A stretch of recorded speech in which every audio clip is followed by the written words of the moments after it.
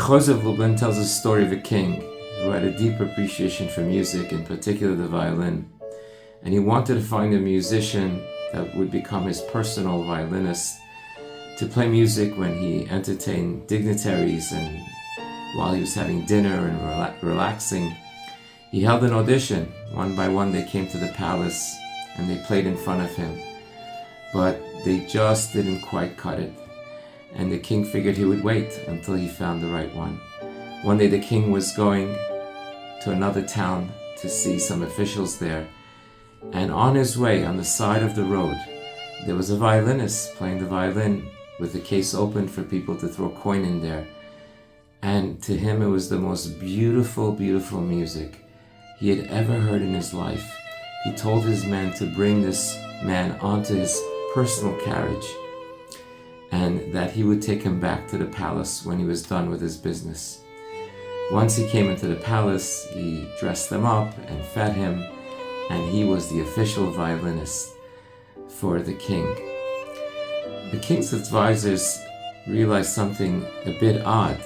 They realized when this violinist would play, he would start playing and stop in the middle all of a sudden to tune his violin. And this really annoyed them.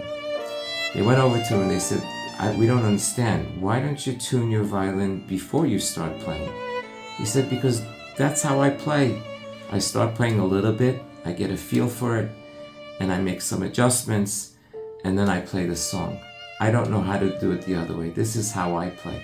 This is how I've always done it. And it appears that the king likes it. So the Chozeh of Lublin said that often with our children, we want them to be perfect. We want the tuning to be done before. We want the sound to be just right. But Hashem loves the music they produce. Hashem has so much nachat from their tefillot, from their Torah learning. And He doesn't mind it. He doesn't mind it that if it's not perfect, He'll take it however it comes. It should be a great lesson to us that when we look at our children and we wonder, how come, the other person's child, gets all the homework done? How come the other person's child has no issues at school? How come we get calls at home and they don't? They're tuning their violin in the middle. But at the end, if they're producing beautiful music, they're bringing great nachat to you. And of course, to Hashem HaKadosh Baruch Hu.